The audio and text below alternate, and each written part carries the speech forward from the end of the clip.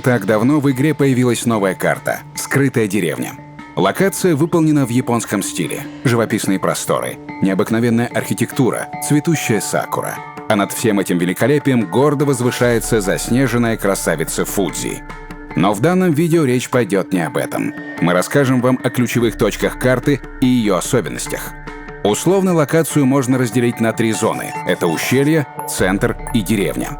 Ущелье отделено от центральной части холмами. Есть несколько вариантов попасть сюда. По 2 с каждой стороны. Неподалеку от этих проездов находятся так называемые балконы. С них можно стрелять по деревне, а в случае необходимости спуститься в центр. Здесь у нас открытое поле с немногочисленными кустами и одиноко стоящим камнем. Поле и деревню разделяет речка. Будьте осторожны при ее пересечении. Есть места, где можно утонуть. Дома в деревне расположены довольно просто, поэтому уже спустя пару боев заблудиться тут не получится при всем желании. Поговорим подробнее о каждом из направлений. И начнем с ущелья при игре с нижней базы. Ключевая точка, за которую всегда идут ожесточенные бои — холм в квадрате Г4. Но сюда ехать всей командой не стоит. Вы будете лишь мешать друг другу. Здесь удобнее играть на танке с крепкой башней. На такой технике можно встать между камнями и не только светить противников, но и наносить им урон, получая в ответ непробитие и рикошеты. Только помните, это место хорошо простреливается артиллерией, которая часто сводится именно сюда.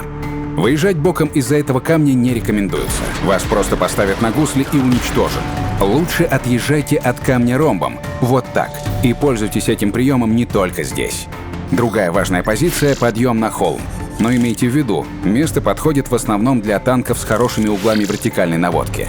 Играть здесь на другой технике будет весьма сложно. И не забывайте, от артиллерии вас укрывает лишь небольшой пологий холм.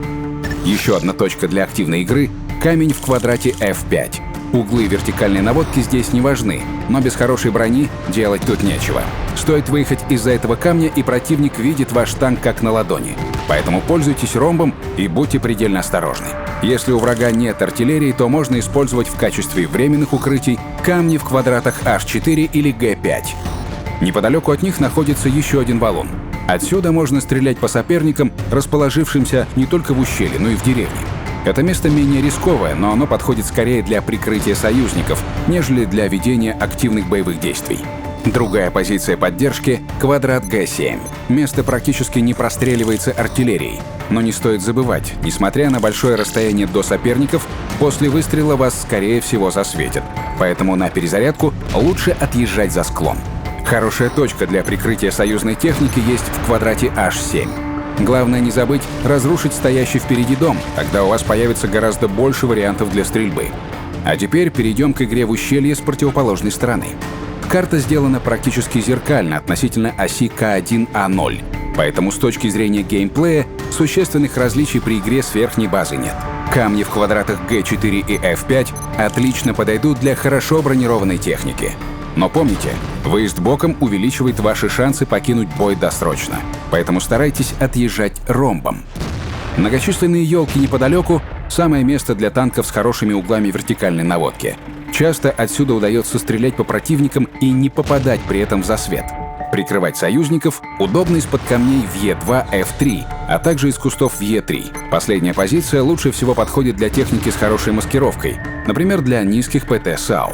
Если подытожить, это направление с довольно сложным рельефом местности. Удобнее всего здесь играть на технике с хорошими броней и углами вертикальной наводки. А что же деревня?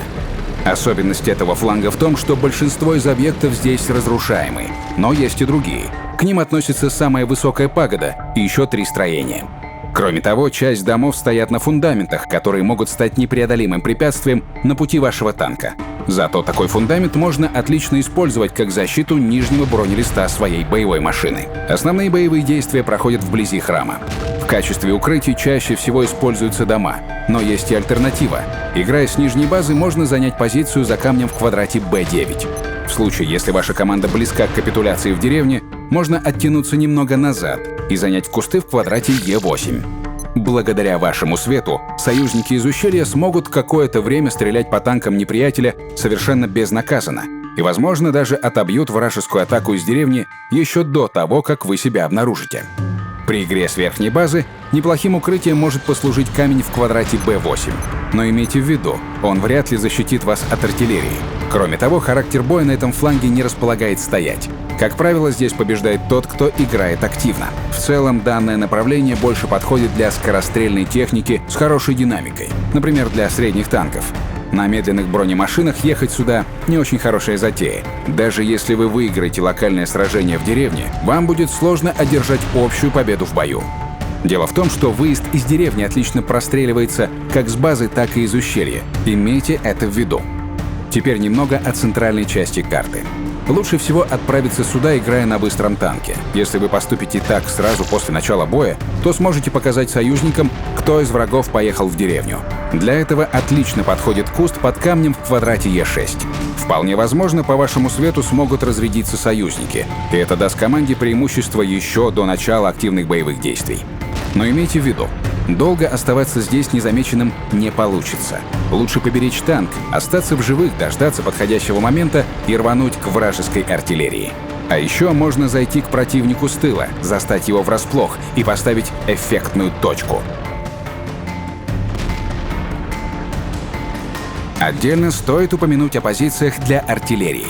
При игре с нижней базы сразу за кругом в квадрате J0 есть отличные огневые точки, с которых возможно обстреливать места основных столкновений. Если же вы играете с верхней базы, то наиболее подходящими будут две позиции. Первая — квадрат B2. Вторая — небольшая впадина с густой растительностью в квадрате А3. Со всех этих точек можно вести огонь по большей части карты под разными углами, что будет очень хорошо, если у вас в команде не одна САУ.